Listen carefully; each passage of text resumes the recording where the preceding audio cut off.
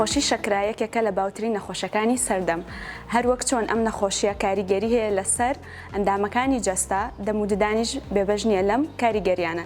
لەم ڤیددیۆدا باسی دیارترین ئەو کاریگەریانە دەکەین کە نەخۆشی شەکرە هەیەی لەسەر دەم و ددان. یەکێک لە باوترین کاریگەریەکان بریتیە لە وشکبوونی ناو دەم و ددان. ئەمیش بەهۆی کەم دەردانی لیکەوەی لەلایەن لیکە ڕژێنەکانەوانێ کە دەبێتە هۆی دروستبوونی کلۆری ددان، ناخۆشبوونی بۆنی ناودەم، هەروەها هەوکردنی پووکەکان.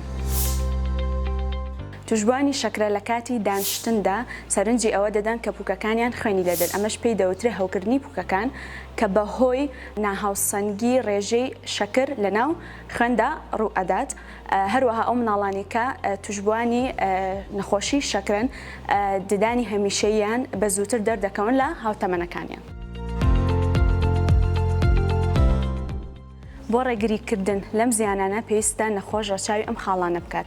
لە هەمویان گرنگتر بەکارهێنانی ئەو دەرمانانەیە کە لەلایەن پزیشکی پسپۆڕە بۆ نەخۆشەکە نووسراوە، بەردەوام پاگراگرتنی دەم و ددانەکان، ئەویش بە شوشتنی ددانەکان ڕۆژی دووجار، هەروەها بەکارهێنانی پەتی نێوان ددان لەبەر ئەوەی فڵچە بە تەنها بەز نییە بۆ پاکردنەوەی هەموو ڕووکەشەکانی ددانەکان، دوورکەوتنەوە لەو خواردن و خواردنەوەیانەی کە ڕێژێکی زۆر شەکر و کاربۆهیدرەیتیان تێدایە، هەروەها سەردانیکردنی دکتۆری ددان هەموو 6 مانگ جارێ بە مەبەستی پاکردنەوەی ددانەکان.